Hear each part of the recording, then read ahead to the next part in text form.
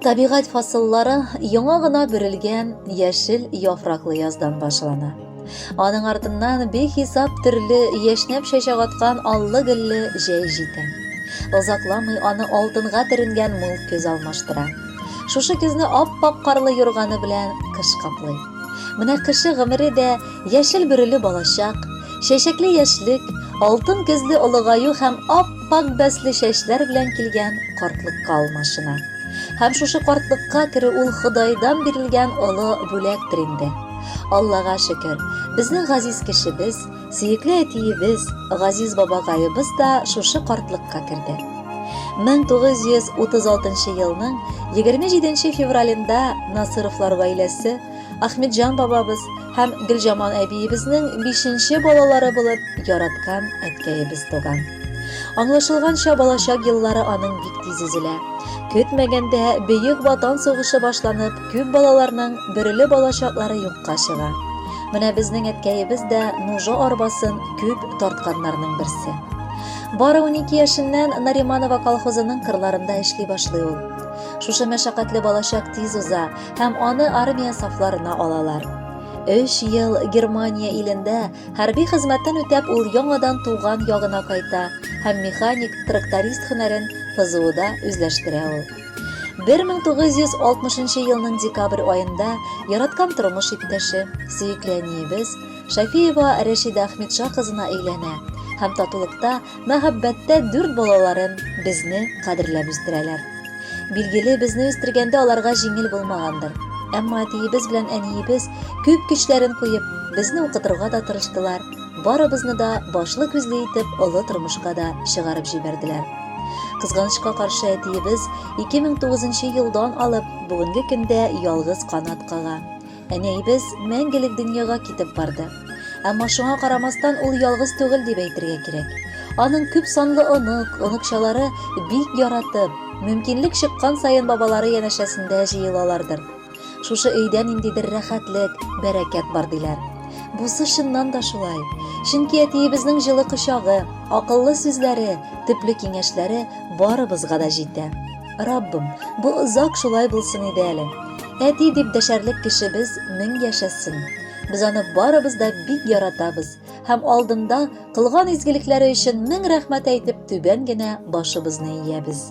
Кадерле әтиебез, яраткан бабакайыбыз, без сиңа ихластан саулык исәнлек, озын, иманлы, гыйбадәтле гомерләр телибез. Әле тагын бик күп еллар якыннарың белән бергәләп, бу дөньяда шатлыкларга күмелеп яшәсәң иде. Кадерледән дә кадерле, иң яраткан кешебез. Шулай дип язып китик бу хатны сиңа тик без. Кытлар өчен сиңа сүзләр бигрәк авыр табарга. Чөнки син бу дөньяларда барсын лаек татырга. Иң мөһиме, белеп яшә, сине хөрмәт иткәнне, безнең җылы хисебезнең гомереңә җиткәнне. Рәхмәт сиңа, гомереңдә безне сөеп яшәдең. Гаиләм диеп, балам диеп бер туктамый эшләдең. Бернигә дә мохтанмадың, синең җилкәң саклады. Усаллардан, явызлардан гомере буе саклады. Бәхетле бул, саулыклы бул, кайгы-хәсрәтләр белмә. Гомердә дә авыртуны, сырхау дигәнне сизмә.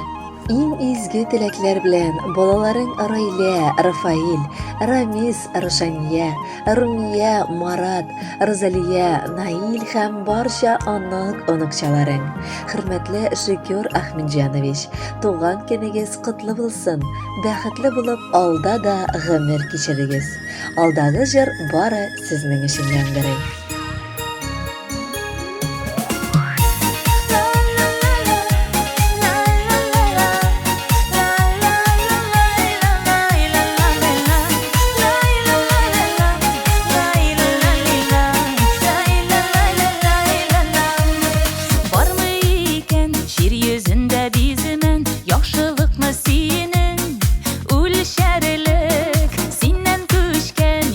Кеше әти, мең дарья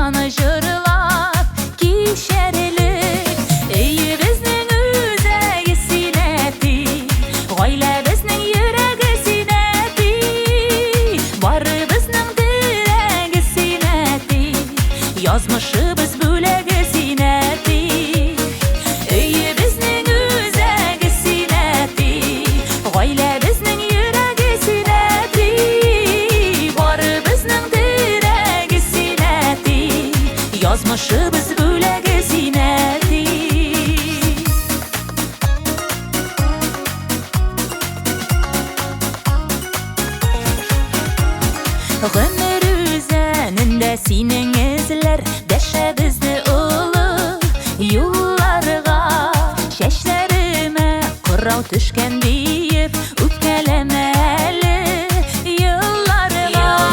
Өебезнең үзәге синәти, гаиләбезнең йөрәге синәти, барыбызның терәге синәти, язмышыбыз бүләге синәти.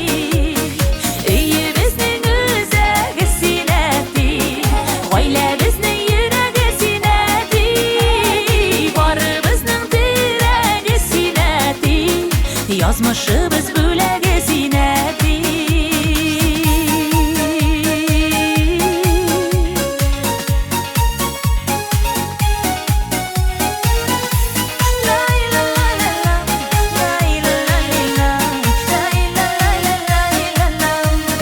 Шаян бабайларның иң шаяны, әйбәт бабайларының әйбәте.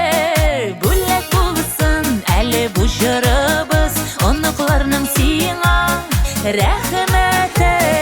Өебезнең үзәге синәти, гаиләбезнең йөрәге синәти, барыбызның терәге синәти, язмышыбыз бүләге синәти. Өебезнең үзәге синәти, гаиләбезнең йөрәге синәти, барыбызның терәге синәти, язмышыбыз бүләге синәти, барыбызның терәге синәти, язмышыбыз бүләге